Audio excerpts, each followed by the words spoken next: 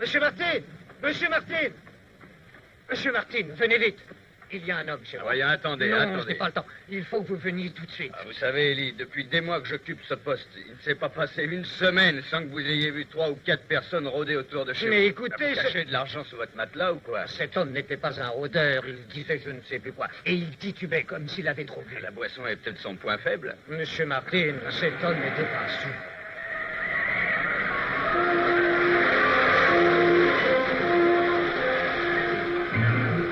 S'il ne l'était pas, elle l'est Mais sûrement. voyons, puisque je vous répète que le gars n'était pas sûr. Bon, ça va, comme vous voudrez, Élie. M'arrêtez chez vous en revenant.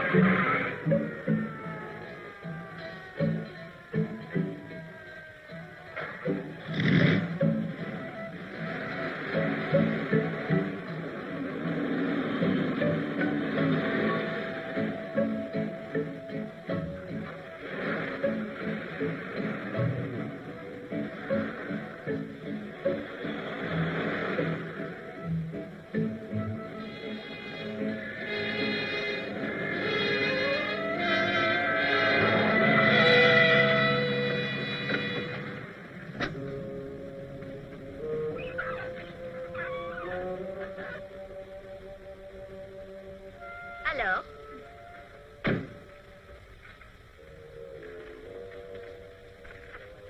Vous auriez pu vous tuer 10 fois.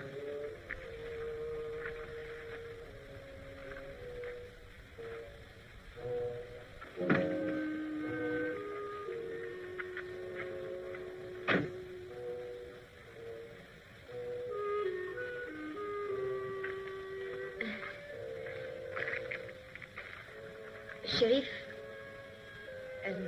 je sais, je n'ai aucune excuse. Oui, d'accord. Puis-je avoir votre...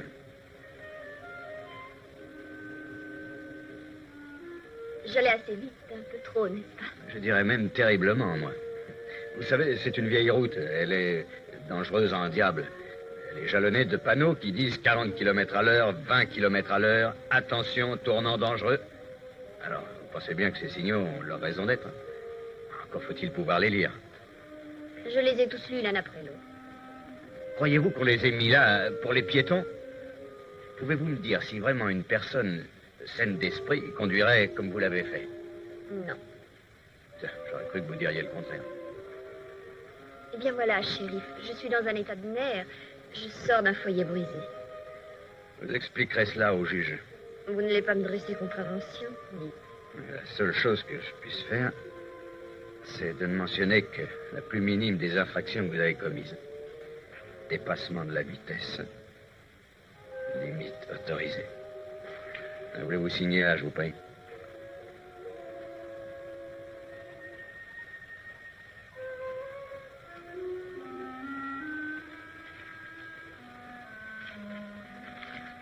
Voilà le double.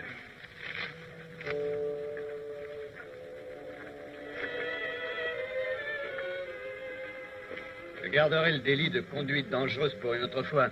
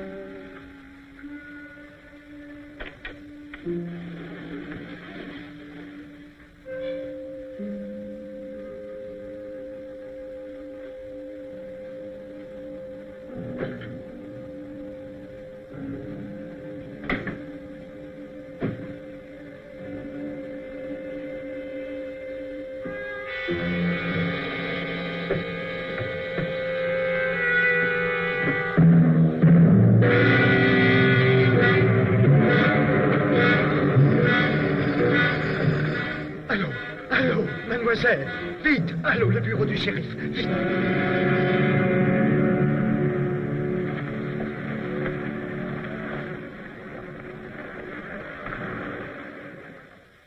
On a l'impression qu'il s'est défendu. Oui, Ne touchez absolument à rien. vous en faites pas, je sais ce qu'il faut faire. Rien qui permette de l'identifier. Pas de portefeuille, pas de papier, étiquette des vêtements enlevés. En tout cas, c'est pas un suicide. Bien sûr, avec les mains attachées dans le dos. Si vous m'aviez écouté quand je vous disais de venir immédiatement. Élie, rappelez-vous l'histoire du gamin qui criait au loup. Essayez pas de dire que c'est de ma faute maintenant. Personne ne vous a rien dit, mon vieux. Si nous prenions au sérieux toutes les histoires, il nous faudrait 2 hommes de plus que vous autres contribuables, vous nous refusez. Pas étonnant qu'Élie trouve personne pour vivre avec lui. Aucune femme ne pourrait le supporter toute une journée. Je souhaiterais l'avoir écouté cette fois. S'il fallait faire attention à tout ce qu'il raconte, on ne ferait que ça toute la journée. Vous êtes occupé de ce que vous aviez vu et laissez de côté ce que vous n'aviez pas vu. C'est pour ça qu'on vous paie. Oui, bon, je le sais, mais ça ne me réconforte pas pour autant. Si j'avais été avec Élie, cet homme serait peut-être encore vivant. Allons, voyons. Quand je vous ai engagé, c'est parce que j'avais besoin d'un bon assistant. Et nous, en raison de ce que vous étiez à d'envers. Cessez de penser à ça pour l'instant. Alors, plus de discours et éclaircissez cette affaire.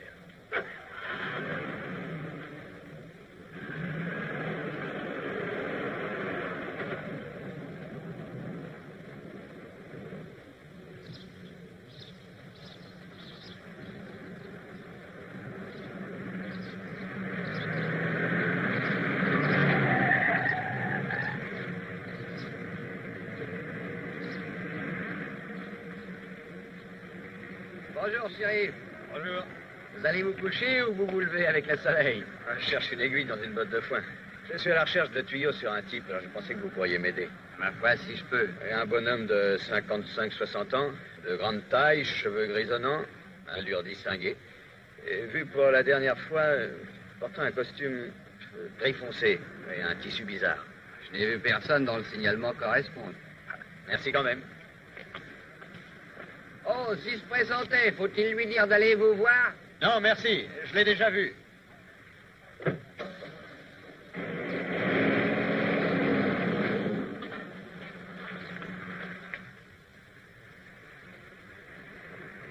Ah oui, le voici. R.E. Wallace, El Trovateur Motel. Et c'est tout? C'est tout ce que vous m'avez demandé. C'est tout ce que vous avez? Pas d'adresse permanente ou quelque chose? Rien d'autre. Enfin, vous avez bien demandé à voir son permis de conduire. Pourquoi? Généralement, ça se fait quand on loue une voiture à un client inconnu. Ah, il n'a pas loué la bagnole, il l'a acheté $150. Il l'a réglé comptant. Et son inscription? Ah, il l'a pas rempli, ça se fait encore, ça? Et dites, vous êtes de la police. Qu'en pensez-vous? Dois-je l'envoyer au motel? Non, envoyez-la à la morgue.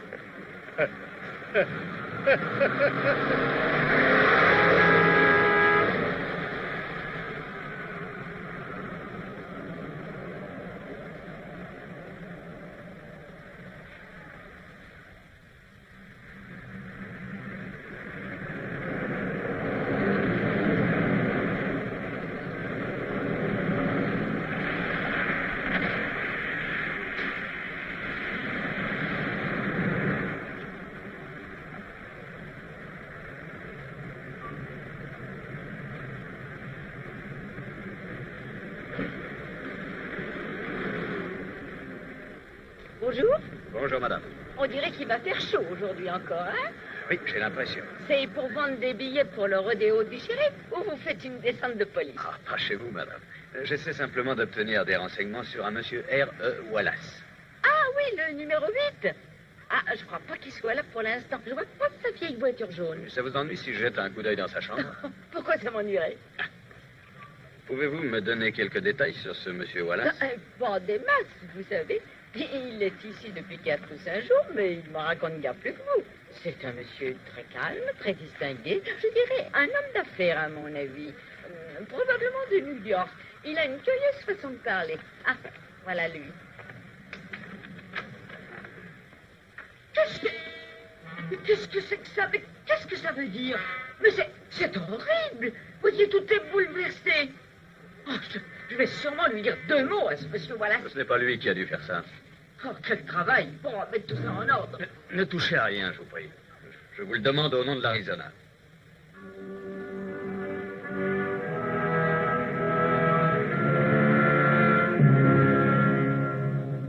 Pas de marque sur ses vêtements non plus. Pas même une marque de blanchissage. Et tous ces bagages luxueux. Pas une seule initiale, rien. Qu'est-ce que vous en pensez? D'abord, j'ai cru que le meurtrier avait essayé de cacher l'identité de la victime. Je pense maintenant que c'est la victime qui a détruit tout moyen d'identification. Comment expliquez-vous ça? Un homme qui a des bagages aussi chic que ceci fait habituellement mettre ses initiales. Possible. C'est bien possible, fin limier. Restez pas là comme ça, ne tombez pas en arrêt. Allez voir si vous pouvez trouver une piste. C'est amusant. C'est justement quand j'ai rien à vous dire que vous me demandez de parler. Oui, eh bien, continuez quand même et que je finisse par trouver un sens à vos paroles. Tout ce que le malheureux a pu me raconter n'en avait aucun sens. Ça ne fait rien. Dites-le-moi. Au-dessus... Oui, c'est ça. Il a dit comme ça, au-dessus de la crête. Au-dessus de la crête, ça doit vouloir dire Grand Canyon. Oui, ça m'en a l'air. Il se pourrait bien que ce soit ça. Voyons, Ellie, il a bien dû dire autre chose. Tâchez de vous souvenir. Eh bien... Mais je suis pas sûr d'avoir bien compris. Ça fait rien. C'est quelque chose comme... danser dans le baquet. Danser dans le baquet? Oui. En tout cas, c'était quelque chose comme ça. Vous avez idée de ce que ça peut être? Au-dessus de la crête. Danser dans le baquet. Baquet. Et attendez une minute. Je crois que j'ai saisi, mon vieux.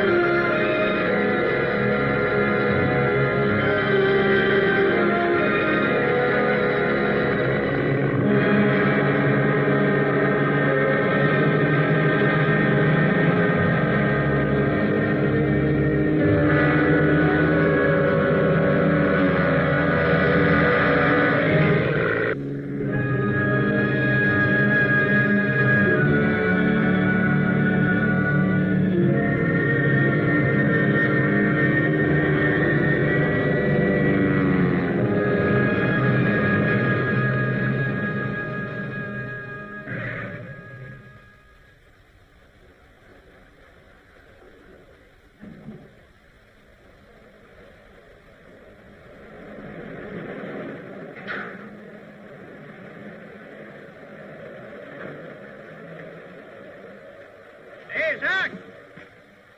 Ici! Monsieur Ward? Oui? Bonjour, shérif. Dites, comment appelez-vous ce machin là-bas? Une benne. Tu vois quelque chose?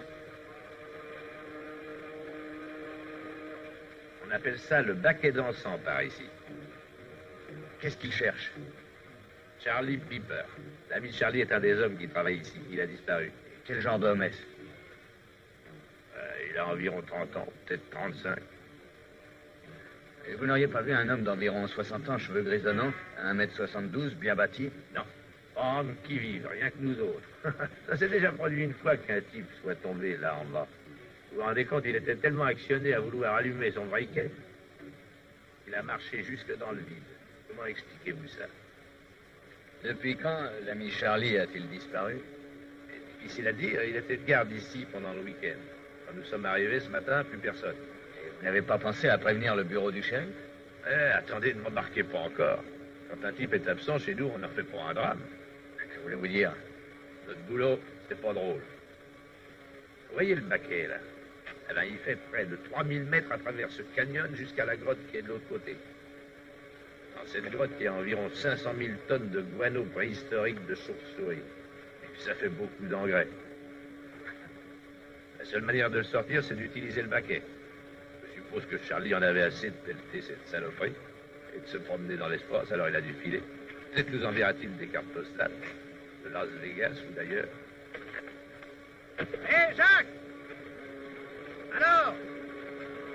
Rien, Bill, rien! Ça va, ramène-toi maintenant. Il est temps de retourner de l'autre côté pour charger le guano. Je reviendrai avec toi. Avez-vous déjà fait des recherches de l'autre côté? On n'y trouve rien d'autre que cette grotte dans la falaise. Et un tas de chauves-souris fatiguées. Bon. Si vous trouvez quelque chose, prévenez-nous, hein? Très bien. Et vous voulez passer de l'autre côté, vous assurez vous-même?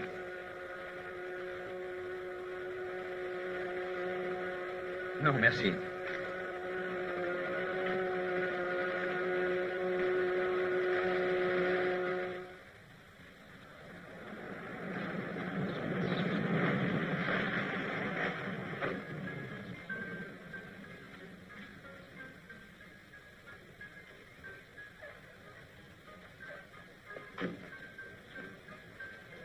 Ça va, chérie?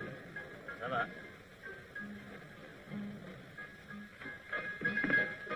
Salut, Harry. Salut, Lester. Salut, Scotty. Bonjour Lester, que puis-je faire pour le digne représentant de la loi? Tu pourrais me verser un double verre de bourbon? Je suis en service, du café. Dis, tu connais Charlie Piper? Oui, un de mes meilleurs clients. Et il ne t'a jamais parlé d'abandonner son boulot? Oh, il faisait des rêves, comme tout le monde. Et toi, tu tiens beaucoup à porter cet uniforme le restant de ta vie? J'avais d'autres projets. Ouais, j'ai une idée formidable. Et laquelle? Eh bien, nous sommes là, deux gars solides. Toi, un beau garçon, moi, un poupon dodu, à traîner dans un trou perdu en attendant que nos os se dessèchent de vieillesse. Tu trouves ça drôle? Non, pas du tout. C'est pas une vie pour deux gars comme nous. Alors, je vais te dire, pourquoi ne débranches-tu pas la radio de ta voiture? Le shérif n'aime pas ça, mais je peux le faire, hein. Bon, ensuite, tu te débarrasseras de ta quincaillerie. J'irai à la clientèle. Ils sont trois, je les jetterai dehors. Je fermerai la porte. En route pour Las Vegas. Scotty, je t'adore. Et ton idée me plaît. Je mettrai ma voiture dans notre affaire. La sirène nous fera de la place sur la route. Nous resterons 2 ou 3 jours, peut-être toute la semaine. Nous ne ferons rien d'autre que de boire jusqu'à plus soif pour notre fortune et troubler l'ordre public. Les voyages forment la jeunesse. Et seulement, voilà, je travaille pour la police et je n'ai pas le sou. Ami, l'argent ne fait pas le bonheur. Tout ce qu'il nous faut, c'est de quoi payer le premier verre et ensuite attendre une veuve riche et passionnée. Quelqu'un d'environ 22 ans qui désire payer l'autre tournée. Continue à rêver, c'est ton droit absolu. En ce qui me concerne, j'en passerai plus tard pour mettre nos projets au point. Et merci de m'y avoir associé. Bon, mais ne traîne pas trop, petit, parce que la jeunesse s'en va un peu plus vite chaque jour.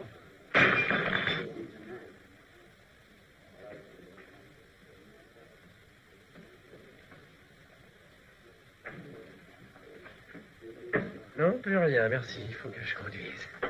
Et Bobby, pourquoi ne vas-tu pas t'allonger un moment dans la pièce du fond, hein? Tu partiras ensuite. Ouais, tu m'as encore piqué les clous de ma voiture. Tu me les as piqués? Allons, mon ami, allons. Ah, ça va se passer. Chérie, est-ce que tout est en ordre par ici? Oh, ça pourrait être mieux ou être pire. Puis-je voir votre permis de conduire? Sûr, vous pouvez.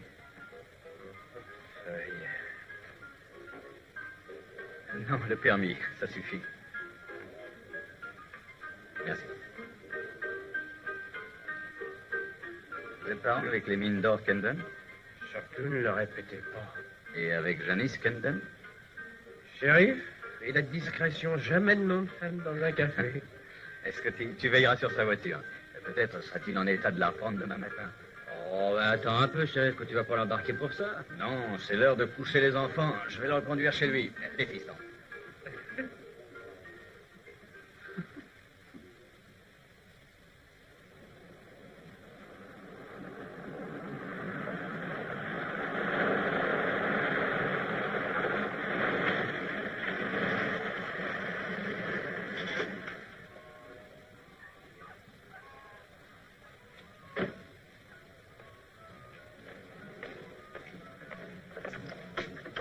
Voilà, mon ami, nous y sommes.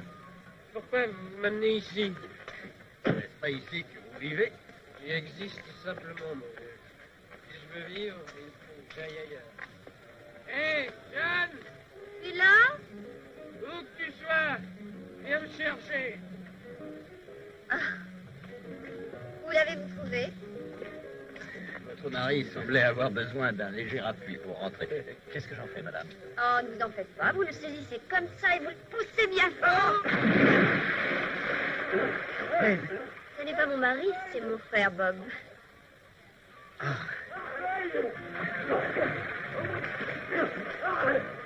Il réagit toujours merveilleusement à l'eau froide. Je voudrais bien savoir pourquoi il a bu autant.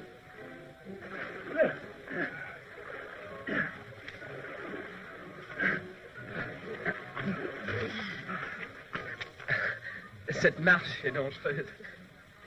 Excusez-moi, je vais endosser quelque chose de moins humide. Si quelqu'un me demande, Personne ne te demandera. Bonjour, papa. Si c'était quelqu'un d'autre que toi, je dirais vous avez besoin d'un verre. J'en ai besoin, tu sais. Tu ferais mieux de rentrer et d'aller te changer. C'est ce que j'appelle une idée lumineuse.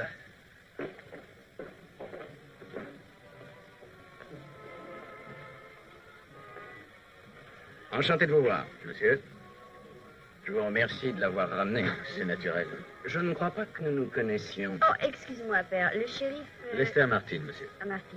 Jim Kendon. Scott, Enchanté. gin ou bourbon? Vous n'auriez pas un peu de bière? Oh, nous mourrions si nous n'en avions pas. Une pinte, ça ira? Ah oui, monsieur, parfait. Qu'avez-vous fait en dehors de la chasse aux jeunes filles pour leur coller des contraventions? Chercher des renseignements sur l'affaire du mur? Vous savez, c'était dans mon ancien bureau qu'ils ont pendu cet homme. Oui, nous le savons, merci. Quand y êtes-vous allé pour la dernière fois? Oh, je n'y ai plus mis les pieds depuis une éternité. La seule fois où j'y vais, c'est lorsque j'ai la nostalgie des anciens jours. Bien, très heureux de vous connaître. Merci, je ferais bien de retourner à mes fossiles. Et quelle sorte de fossiles? Père aime traîner dans le fond du canyon et ramasser des pierres. Il est presque à la retraite à présent. Alors ça l'attriste un peu de voir les mines maintenant. Je suis comme lui. Je vais errer dans les parages quelquefois et voir tomber en ruine. Oh, pardon. Voulez-vous vous asseoir? Non, merci, mademoiselle. Il faut que je retourne au travail. Vous êtes un zélé défenseur de l'ordre public, chérie. Pas assez zélé, j'en ai peur. Alors pourquoi toujours cet air d'avoir une idée qui vous travaille? Parce qu'il en est ainsi. Et une chose que je regretterai toute ma vie, c'est de vous avoir poursuivi l'autre jour pour cette contravention. Mais, monsieur Martin, ça n'est pas dépourvu d'une certaine galanterie. Oui, je ne dis pas. Galant, mais stupide. Pendant que je vous dressais cette contravention, un homme était assassiné. Bien. Merci de votre accueil, mademoiselle. J'ignorais. Je suis navrée.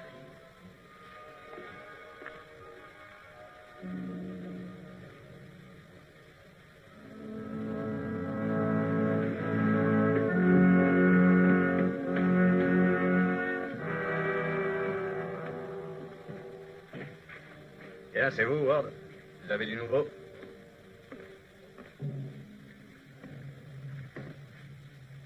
Vous vous rappelez, Tipper? J'ai dit qu'il avait dû filer à Las Vegas. Oui. Je n'en suis plus si sûr à présent. Là, ça monte. Un de mes hommes l'a trouvée dans le canyon. Sur la hauteur? Tout près de là. Elle était sur un bloc de pierre. Vous savez, une montre bon marché se détraque quelquefois. Alors peut-être l'a-t-il jeté tout simplement. Oh non, lui, l'acheter, jamais. Et il était comme un gosse avec sa montre. C'était son porte-bonheur, vous comprenez? Et vous ne croyez pas que ça allait à Las Vegas sans elle? Il ne serait jamais allé nulle part sans sa montre.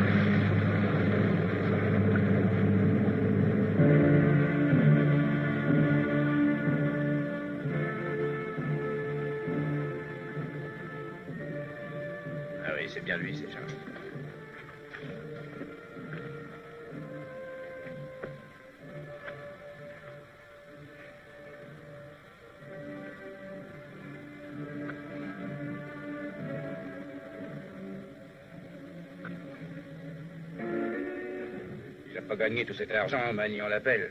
Pas en pelletant du guano, en tout cas.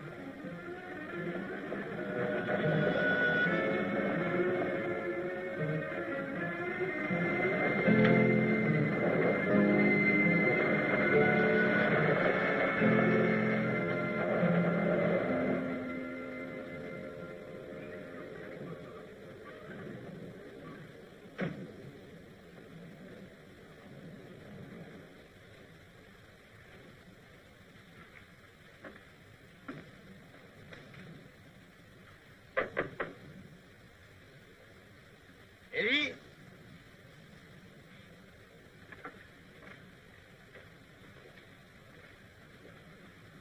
Ellie?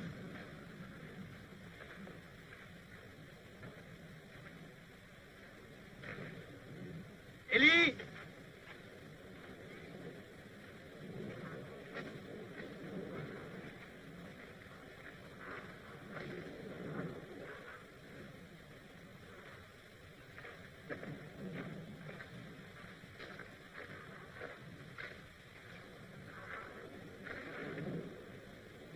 Bonjour.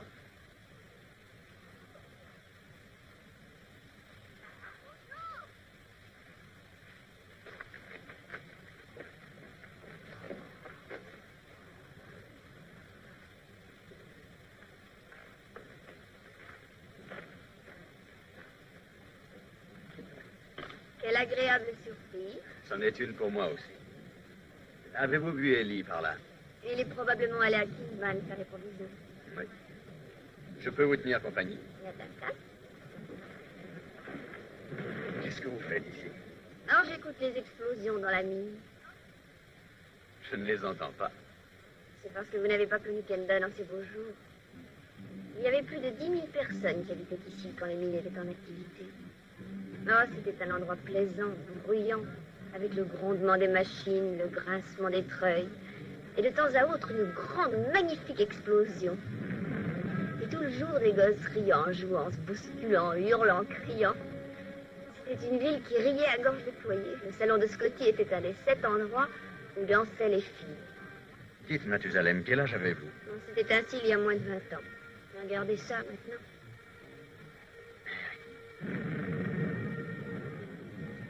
Voyez-vous, pendant un moment, moi aussi j'ai cru les entendre. Bienvenue au club. Laissez-moi vous poser une question. Ne resterait-il pas encore des tas d'or dans cette mine sans que vous le soupçonniez? Quoi, vous voulez rire? Vous êtes assis sur plusieurs dizaines de milliards d'or et en principe, tout le monde est au courant. Pendant la guerre, le gouvernement a fait fermer toutes les mines d'or parce qu'il manquait de main-d'œuvre. Bon, la guerre est finie. Qu'est-ce qu'on attend? Qu'est-ce qu'on attend? Que le prix de l'or augmente? Ah, je ne trouve pas que 35 $ l'once soit si mal que ça. Pas si mal que ça? Dans les pays où le marché de l'or est libre, le prix moyen de l'or est de 50 $ l'once. Ça fait une sérieuse différence. 24 000 $ pour 50 kilos, je pense bien que c'est une sérieuse différence. Mon père a dépensé une fortune pour m'envoyer au collège à New York afin que je devienne une dame distinguée. Vous arrivez et en 5 minutes, je redeviens une fille de mineur. Quant à moi, je vous vois toujours dame distinguée. Je corrigerai ceux qui diraient le contraire. Avec une telle richesse ici, comment se fait-il qu'il n'y ait qu'un seul gardien? Oh, Ellie n'est pas ici comme gardien. Il a tout juste surveillé la grille pour que les touristes ne tombent pas dans les puits de mine. Et ceci termine la leçon pour aujourd'hui. Ok, professeur. Allons-y. Dites-moi, Lester, Que faites-vous quand vous avez fini votre journée de travail? Vous rentrez mettre de l'ordre dans vos notes? Oh, en général, je flâne dans les tripots. Quelquefois, je me joins à une bande pour aller voler les bouchons de radiateur. Vous auriez besoin d'un dérivatif. Vous voulez dire d'une marotte, comme collectionner les timbres? Pourquoi ne trouveriez-vous pas une petite amie intelligente, gentille, aux formes agréables, pour l'emmener dîner et danser? Je n'aurais pas besoin de chercher bien loin. Oui, vous pourriez essayer avec moi, disons à 7 heures demain soir. Ça a l'air d'un défi. C'en est un. C'est bon, d'accord. Demain soir à 7 heures. Gant de 6 onces.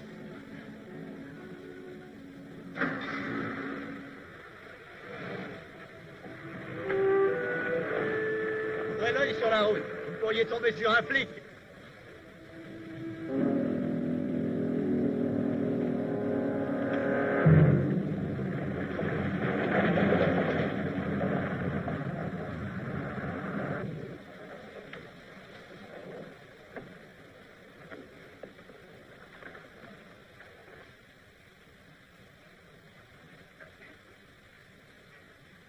Hé, que faites-vous là en bas?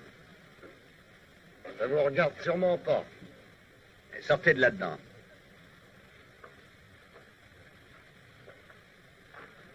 Quel est votre nom? Sudsreed. Et qu'est-ce que vous faites ici? Je m'occupe de mes affaires, voilà ce que je fais. Faites auto-stop pour quitter cette saloperie de coin. Alors je suis arrêté pour boire un ou deux verres, puis j'ai dû m'endormir. Dans une mine d'or. Je cherchais quel endroit frais pour dormir. Vous autres, la police, vous n'avez rien d'autre à faire que d'embêter le monde. Attendez un peu. Où avez-vous eu ça? C'est Maman qui me l'a donné pour mon certificat d'études. Oui. Vous auriez dû continuer à vous instruire, vous étiez doué.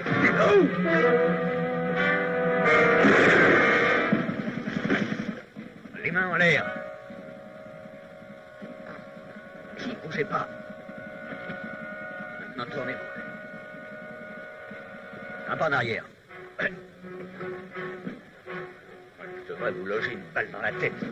Qu'est-ce que vous prépariez, hein?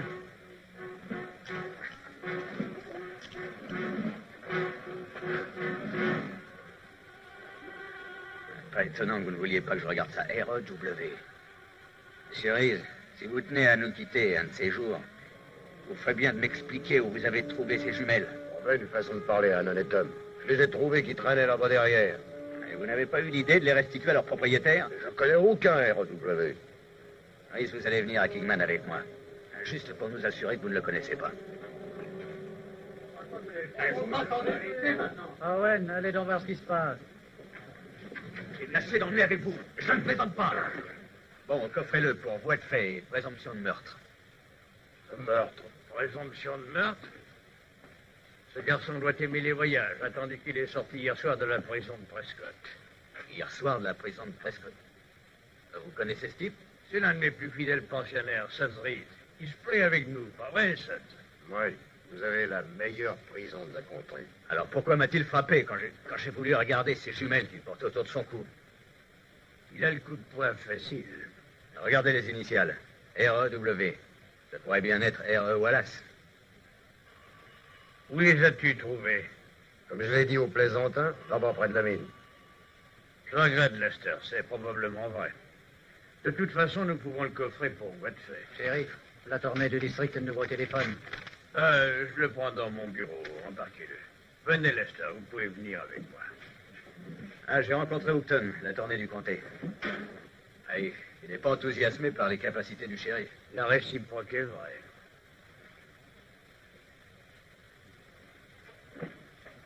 Monsieur Hougton, shérif Edwards.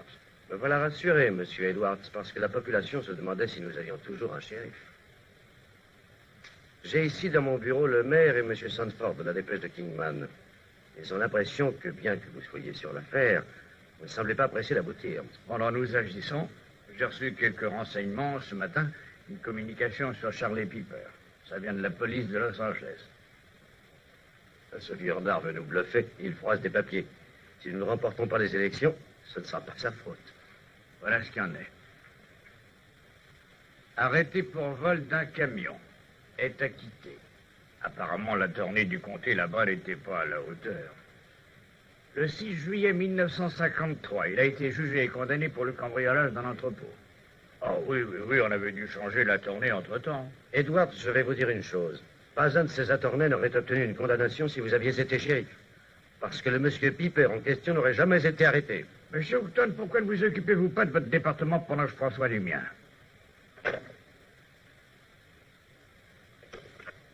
Sam Houghton a soutenu mon adversaire quand je me suis présenté comme shérif.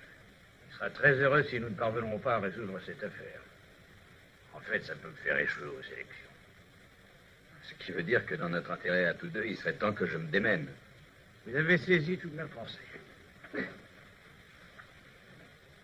Pourquoi ces fastes vestimentaires? Écoute, il exagère. Tu as même mis des souliers. Il fait froid par ici le soir. Si tu veux tout savoir, un jeune homme doit venir me chercher. Évidemment, tu ne dois pas tenir beaucoup à lui puisque tu ne le fais même pas attendre. Bonsoir. Bonsoir.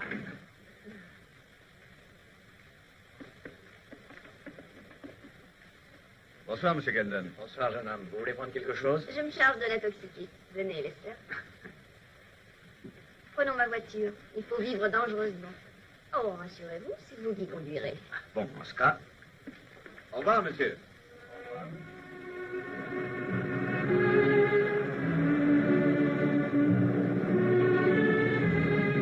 J'en reviens encore une fois à mon idée. Quelqu'un pourrait-il subtiliser de l'or dans la mine de votre père? Votre quelqu'un aurait à le soustraire par camions entiers pour que cela envahisse la plaine. Alors, si vous aviez un camion et que vous essayiez, où iriez-vous porter l'or? On m'a déjà accusé de vouloir séduire tous les hommes, mais cette fois... Ce n'est guère ainsi que j'imaginais une joyeuse soirée. Si nous parlions un peu de J'essaie nous... simplement de vous protéger. Il y a un assassin en liberté quelque part dans ces collines. Oh, vous me faites peur. Si vous ne répondez pas à ma question, je vais réellement vous faire peur. Soit, monsieur. Eh bien, si j'avais volé de l'or, nous, les mineurs, nous disons haute teneur, je l'aurais emmené au Mexique. $50 l'once, vous vous rappelez? Faut-il être très au courant des mines d'or pour découvrir un riche filon? Oui, et ce sera la fin du questionnaire. Et où allez-vous m'emmener, monsieur l'adjoint? Chez Scotty. Je veux lui poser quelques questions. Ça s'annonce de plus en plus comme une bonne soirée. J'espérais pouvoir combiner le travail et le plaisir. Alors mettons-nous au travail. Eh bien, nous y voilà. Merci.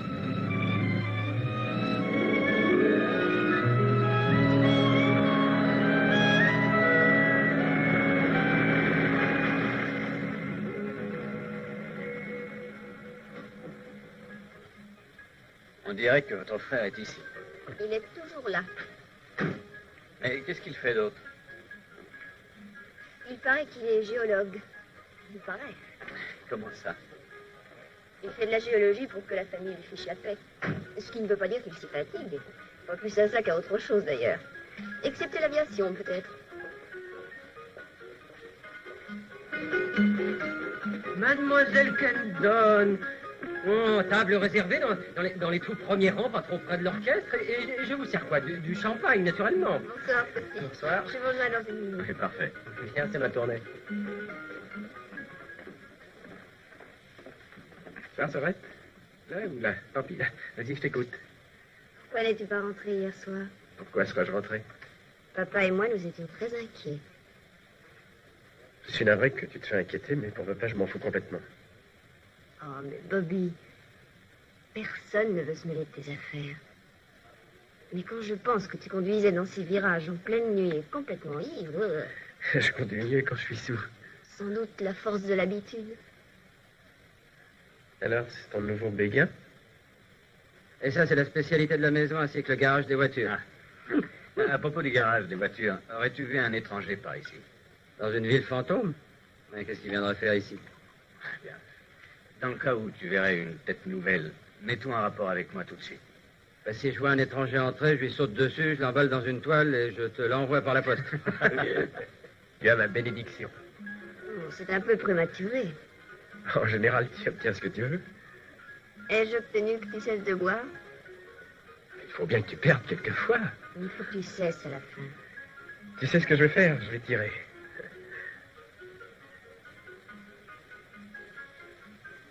Ah, tu vois, c'est impossible. Ok, mais va doucement, hein. Toi aussi? Scotty, si on prenait encore un verre?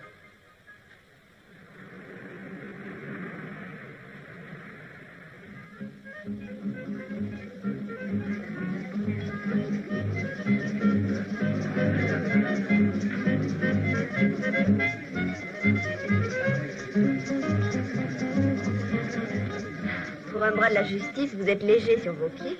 Et sur les vôtres? Vous êtes plus jeune que vos plaisanteries. Où avez-vous appris à danser? Oh, j'ai suivi des cours par correspondance. Sauf hélas pour le pied gauche. Vous êtes fatigué? Oui, pousse. Ah, vous l'avez dit, la première. Quand vous ne faites pas la course avec les agents, ou vous n'abreuvez pas votre frère, à quoi vous occupez-vous? Je suis domestique. Quand vient l'été, mon père prétend que la servante a besoin de prendre des vacances.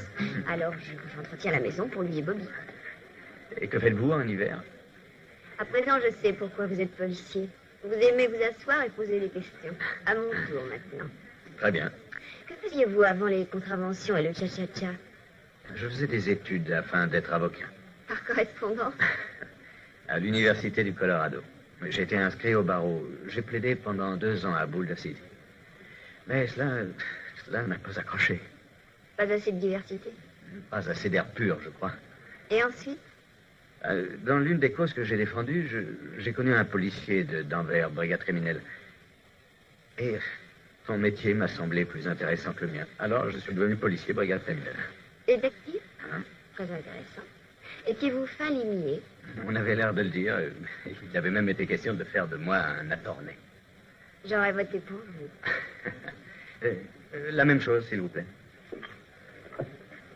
Vous ne pouvez arrêter votre histoire comme ça? Pas de vie personnelle? Pas de madame la détective? Oui, j'ai rencontré une fille. On s'est aimé, on s'est marié. J'ai passé 3 années merveilleuses. Puis elle est tombée malade. Oh, tout le monde était très compréhensif. Mais je n'arrivais plus à concentrer ma pensée. Et j'ai raté une enquête extrêmement importante. L'administration n'a pas été fâchée de me voir partir. Et quand ma femme est morte, je n'ai pas eu le courage de rester où nous avions vécu. Alors n'en parlez plus si cela réveille votre chagrin. Oh, c'est fini à présent, je crois. Pendant un certain temps, je n'étais plus qu'une épave. Je ne savais plus que faire, où aller. Jusqu'à ce que je rencontre le shérif Edwards, ici à Kingman. Oh, il avait entendu parler de moi et il m'a, pour ainsi dire, forcé à devenir son adjoint. Et grâce en soit rendue à son grand cœur. Je m'associe à cette gratitude. Quel avenir envisagez-vous? Vous pourrez peut-être vous présenter comme attorney? Eh bien, le principal pour le moment, c'est de bien faire ce que j'ai à faire. Il n'y a rien qui s'y oppose.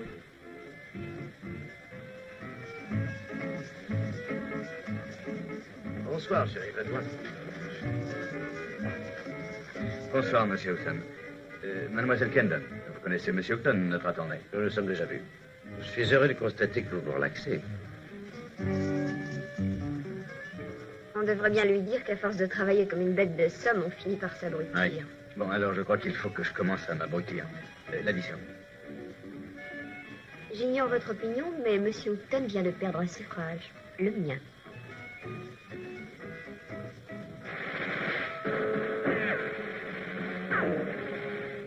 Je suis désolé, Bob. Tu n'aurais pas pu l'avoir autrement. Lieutenant, je pense que cela clôt le livre sur le borgne Cholet. Ah, t'aurais dû l'écouter, le borgne.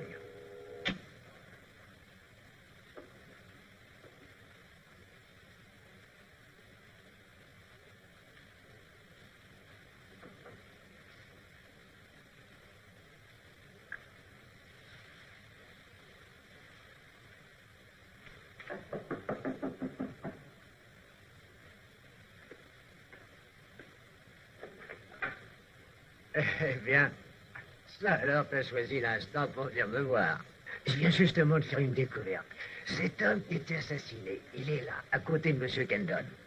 Regarde. Tiens, attrape une pomme pendant que je téléphone au shérif.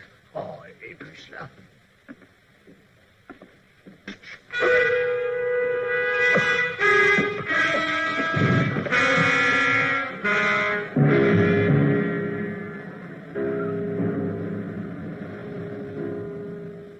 C'est ici l'enquête du coroner. Oui, mademoiselle Kendall.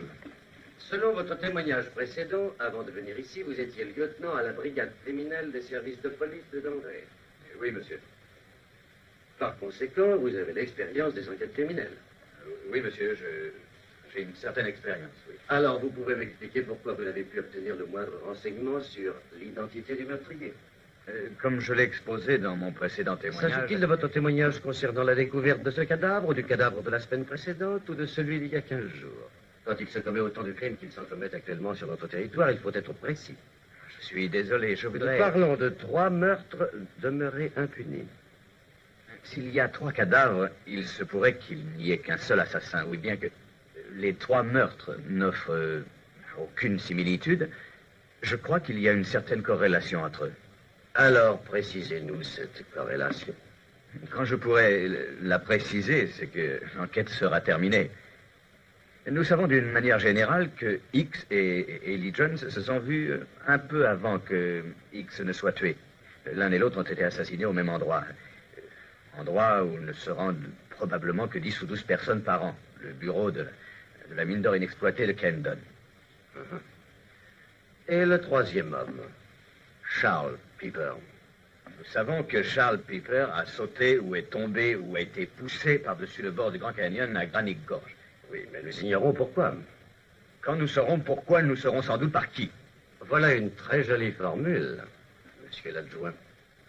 Maintenant, retournons à l'envers. Merci. La dernière affaire dont vous avez été chargé concernait le meurtre d'un jeune homme de 16 ans, un certain Harris Knight. Voyons, d'après mes investigations... Attendez un peu, attendez. Cela n'a rien à voir avec l'enquête, et vous le savez. Je ne sais rien du tout, excepté une chose. Je suis l'attorney du district, défenseur des bons citoyens du comté de Moab qui ont été bouleversés, avec juste raison, par ces 3 meurtres restés impunis. Monsieur le coroner, c'est à vous de veiller à ce qu'il s'en tienne à ses attributions. Laissez-moi lui répondre, shérif. Autant vaut crever l'abcès. Vous pouvez continuer à questionner. Monsieur Martin, d'après mes investigations, à Denver, au cours d'une enquête, vous avez arrêté un innocent qui allait être jugé. Ce n'est qu'après que vous ayez été relevé de vos fonctions et qu'un autre officier de police vous ait remplacé que le vrai coupable a été arrêté et condamné. Oui, monsieur. Autrement dit, vous avez commis plusieurs erreurs et fait preuve de regrettable négligence dans l'affaire Harris Knight. Oui, monsieur. Pour en revenir à l'affaire présente, et toujours selon votre témoignage, Ellie Jones vous avait appelé le 16 de ce mois, dans le courant de la matinée, pour vous supplier d'aller avec lui pour entendre, appelons-le X, connu sous le nom de R.E. Wallace, et qui a été tué un peu plus tard, le même jour, dans le bureau de la mine Kendon. Dites-moi si je donne une version inexacte des faits. Non, monsieur. Selon mon enquête personnelle, vous avez négligé la requête d'Ellie Jones et vous vous êtes mis à poursuivre une fille. Je ne poursuivais aucune fille. Je m'occupais d'une infraction au code de la route. Vous avez dressé une contravention? Oui, parfaitement. Et quelle était l'infraction? Dépassement de la vitesse limitée signalée par les panneaux. Le cas n'était pas pendable. Vous auriez mieux fait de vous occuper du meurtre et de répondre à l'appel d'Ellie Jones. Quand Ellie Jones demanda de l'aide, le meurtre n'était pas connu. Et j'avais constaté une infraction flagrante.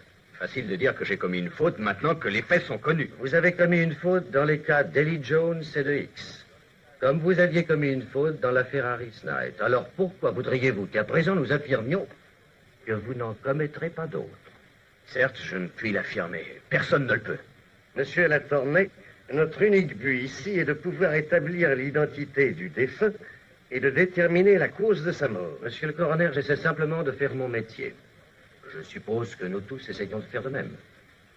Il semble clair que tous ceux d'entre nous qui n'ont pas encore eu à mourir de mort violente voudraient être assurés qu'il y aura moins de fautes et plus de résultats. Et tous les citoyens de cette région se sentiraient réconfortés si quelqu'un ayant un passé moins alarmant était chargé de l'enquête.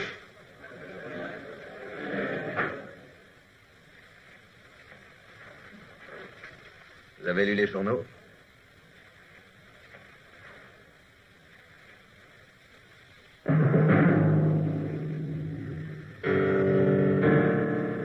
Vous voulez ma démission? Non, je ne veux pas votre démission. Et si cette campagne continue, je serai forcé de l'accepter. Hé, Martine, il y a un message téléphonique pour vous. Janice Kenton a appelé. Mademoiselle Kenton a appelé pour prévenir qu'elle était une personne très bien, Mademoiselle oui, Kenton Je vais vous voudrait... envoyer un colis alimentaire, mais... Je vois que vous avez reçu les messages. Il a travaillé comme une brute, mademoiselle. C'est une brute. Vous n'êtes pas femme. Vous ne pouvez imaginer comme c'est désagréable de poursuivre un homme qui ne cesse de vous fuir et de se cacher. Je suis désolé. C'est bon, shérif. Remettez votre chapeau sur la tête, quittez cet air idiot, vous allez m'offrir un bon déjeuner. Très bien, on y va. Je vais simplement ranger ça et Oh, j'avais un professeur d'histoire médiévale qui avait à peu près le même veston. Oui, à New York. Bien sûr, c'est là qu'exerce Norman James. Et qui est Norman James? C'est votre professeur d'histoire. C'est l'homme qui fait ses vestons avec de si drôles de petits revers ronds. Oh, Lester, vous êtes un vrai paysan. Même dans les coins les plus reculés, vous seriez ridicule en posant une question pareille. Voulez-vous me dire pourquoi? Norman James est le plus chic de tous les tailleurs pour hommes de New York. Et ses revers excentriques, ses poches originales sont sa marque de fabrique. Où puis-je trouver ce Norman James? A-t-il le téléphone? Est-il dans l'annuaire? Oh, toute votre éducation est à faire. Il faut s'y mettre sans tarder. Et ça, c'est pourquoi... Pour avoir été le bon ange d'un pauvre shérif adjoint. Bon, et que devient mon déjeuner? Restez là. Vous allez faire un repas digne d'une reine. À toute vitesse, veux-tu? Au département de police de New York. Entrez immédiatement en contact avec Norman James. Norman James a fourni un complet conforme à description à un seul client. Randall E. Whitemore, habitant Claiborne Towers, New York. Whitemore, vice-président de la compagnie des mines de Kenton, en ce moment en voyage d'affaires prolongé. Très habile de votre part d'avoir reconnu ce veston. Nous autres paysans d'ici ne l'aurions jamais trouvé. Mais c'est Janice qui l'a reconnu. Croyez-vous que M. Kendon ait quelque chose à voir dans cette affaire? Si on y réfléchit, Whitemore et lui appartenaient à la même compagnie. La fille a reconnu le veston. Pourquoi n'auriez-vous pas un petit entretien avec Kendon? Oui. À la réflexion, ça demanderait moitié moins de temps si j'y allais. Eh bien, si vous voulez. Non, non, vous connaissez le chemin. Et pourquoi envoyer un vieil homme faire le travail d'un jeune garçon?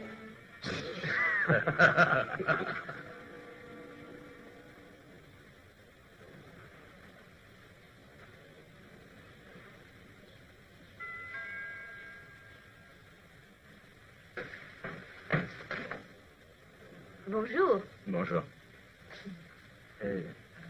Pourrais-je voir votre père? Mon père? N'est-ce pas un peu précipité? Non, raison professionnelle. Il se dispute de nouveau avec Bob. Ils sont dans le fumoir. Avez-vous une réponse pour le veston? Oui. Ah, bravo. Ça vous a appris quelque chose? Oh, je ne saurais dire. Cette affaire devient meilleure d'un côté et pire de l'autre. Discuterons pas plus là. Très bien. Parce que j'en ai assez. Père, Monsieur Martin nous fait une visite officielle. Bonjour, monsieur. Alors, est-ce ma fille ou mon fils qui vous cause des ennuis cette fois? Oh, ni l'un ni l'autre. C'est moi qui en ai. Monsieur Kendon, quand avez-vous vu pour la dernière fois Monsieur R.E. Whitemore? Randall Whitemore? Oui. Rien, un peu. En mai dernier, à l'Assemblée des actionnaires à New York. Vous ne l'avez pas vu depuis? Non. Pourquoi? Parce que l'homme qui a été trouvé pendu dans le bureau des mines Kenton est Monsieur Whitemore. Oui, monsieur. Oh, non. Je suis obligé de vous demander de venir identifier le corps à la morgue. Oui, bien sûr. Oh, c'est une chose affreuse. Vous ne saviez même pas qu'il venait par ici? Je n'en avais pas idée. Allô? Oui, il est ici, ne quittez pas. Bob, c'est pour toi. Qui est-ce? Je ne sais pas, un homme.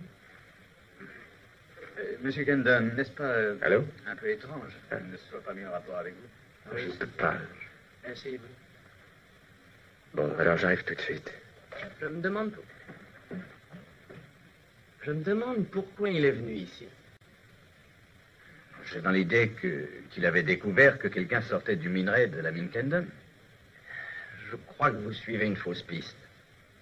D'abord, on n'entre pas comme ça dans une mine pour tomber aussitôt sur un filon. Il faut avoir quelque expérience des mines d'or.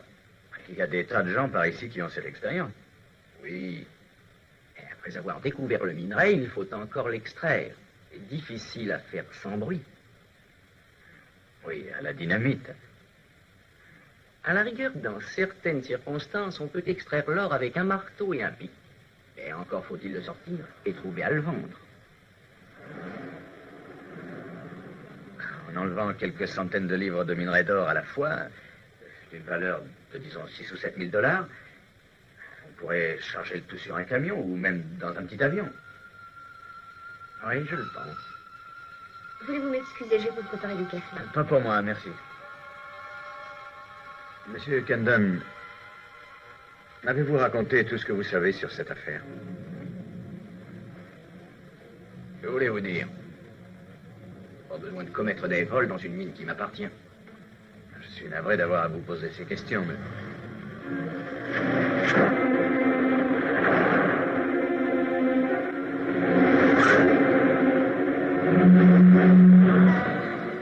Où va-t-elle? J'en ai pas la moindre idée. En avez-vous une sur l'endroit où est allé Bob?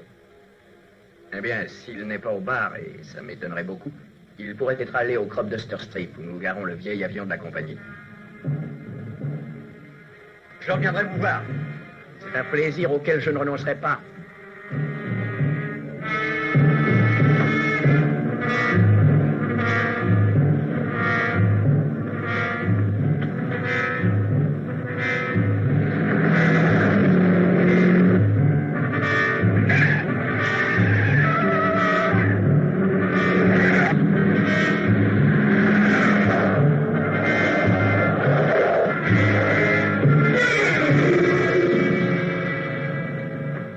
Jamais m'appeler chez moi.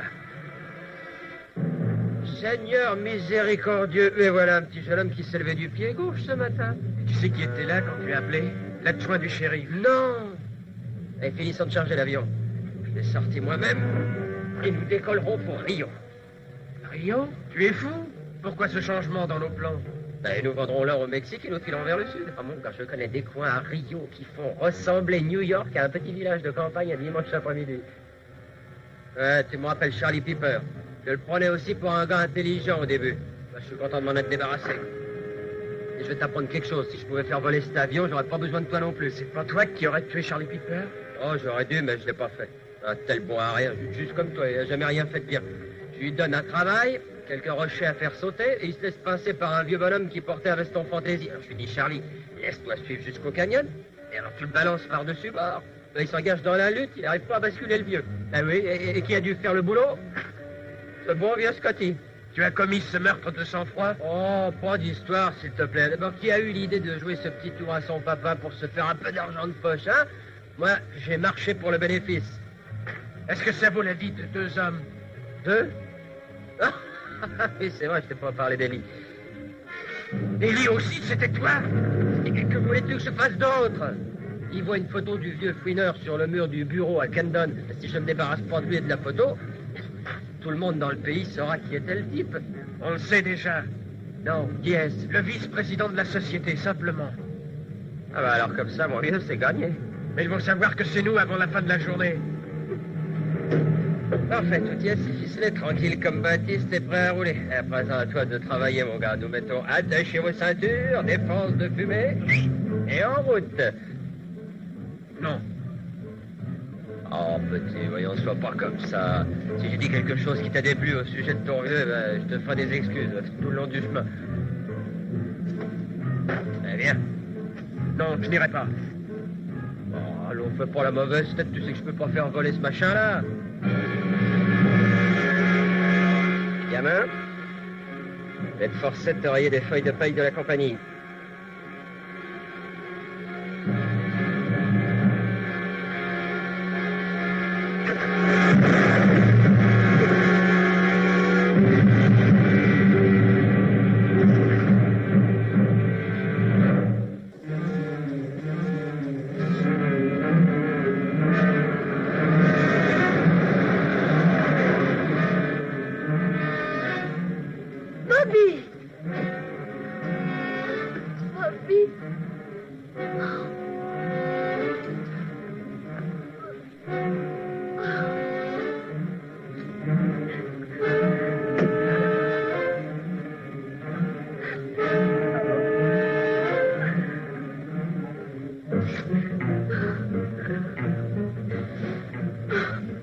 Ma pauvre petite fille, je n'avais pas l'intention de le descendre, mais vous allez être mon sauf-conduit pour sortir d'ici. Venez, venez, prenez votre voiture, prenez le volant.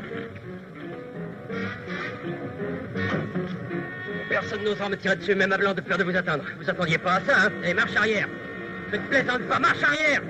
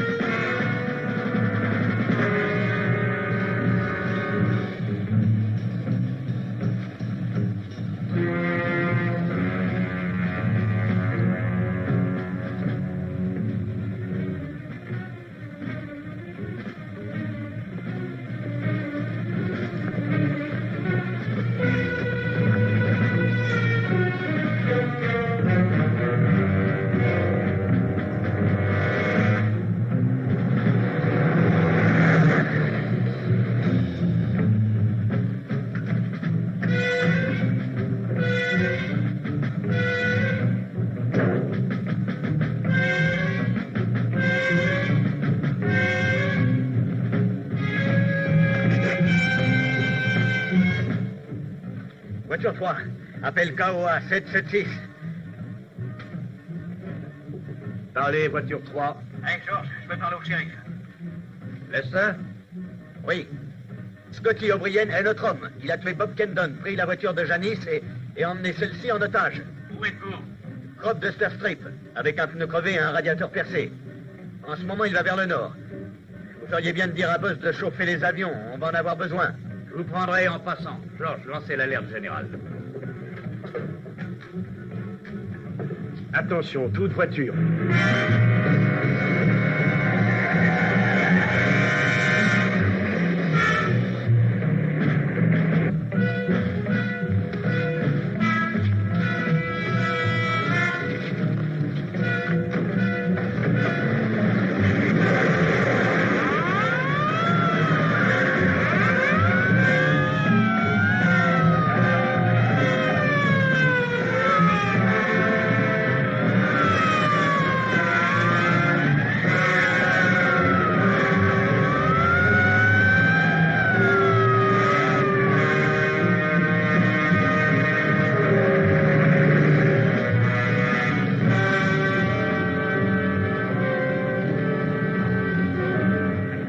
Plus vite. J'ai dit plus vite. Ah, c'est mieux, c'est mieux.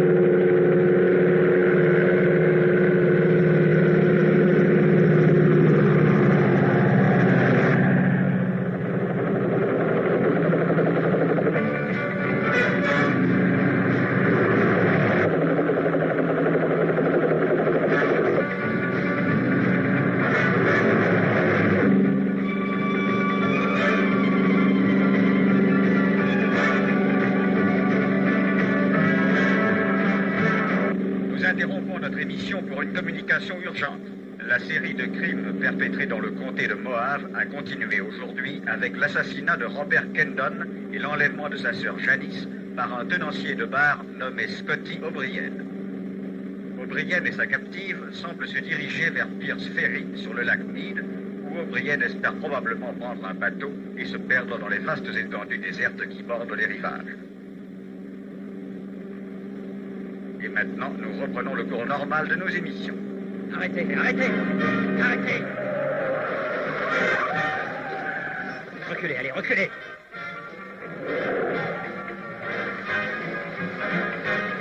Très bien, c'est ça, voilà. Maintenant à droite, par là, à droite, allez.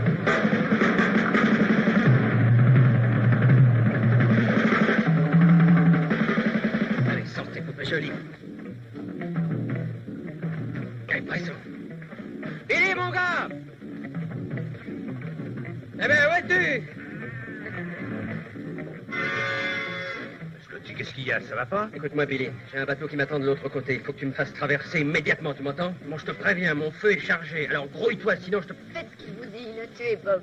Allez, allez!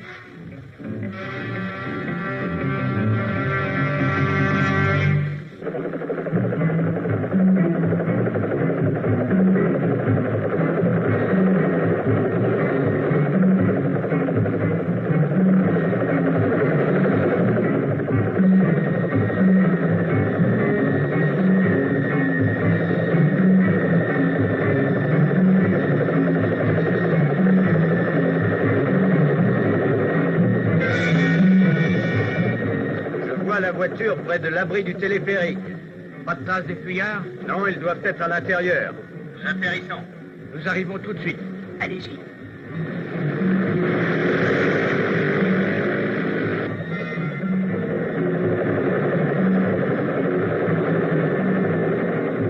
Billy, mon petit, allez, si tu ne pousses pas le levier, moi je te tire dessus et ça fera de la peine à tes petites amies. À moins que ce soit elle que j'exécute.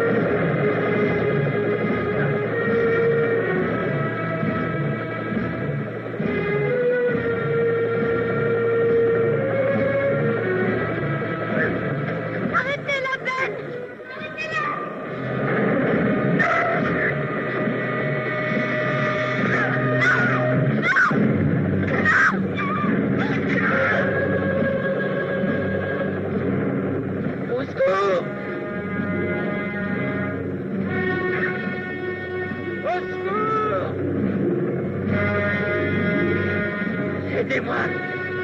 Aidez-moi! Aidez-moi! Je peux pas!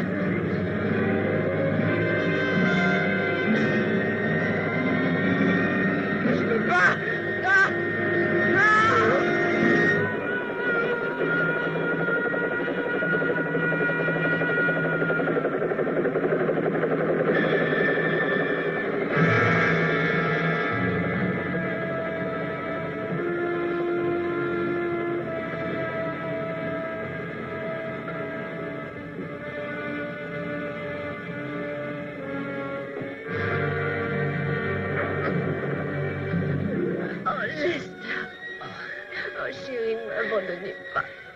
Ne vous tourmentez pas pour ça. Je n'aurai pas cette intention. Jamais.